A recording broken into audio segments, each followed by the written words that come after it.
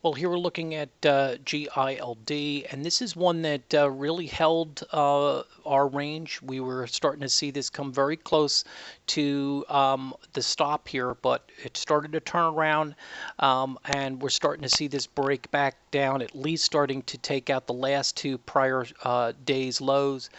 This is positive for us, and if we start to see some more continuation, at least a retest to the 101 and 100 level, this will be some pretty good support. So hopefully we'll see a breakthrough there, and if we do, then I think we'll start to see this come into the lower targets. These are very similar actions to what we're seeing in a lot of our stocks here, so the analysis is very similar. You could see though that prices, even this pivot low, prices held that, which is very very important. You could see for the most part, you saw some intermittent intraday break of it, but overall the closes stayed under that range, which I think is important, especially even today's high held that. So that's an important aspect here.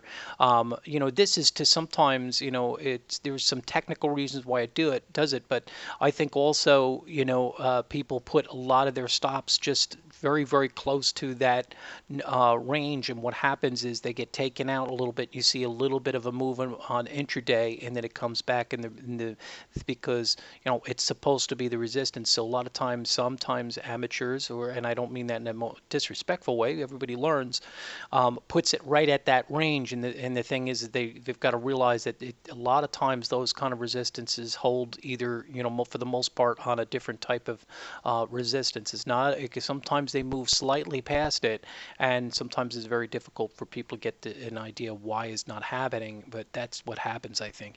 And there's some other aspects that is not not for the class today. But anyway, this is starting to really accelerate, which I like, and hopefully we'll see this continue to go much lower.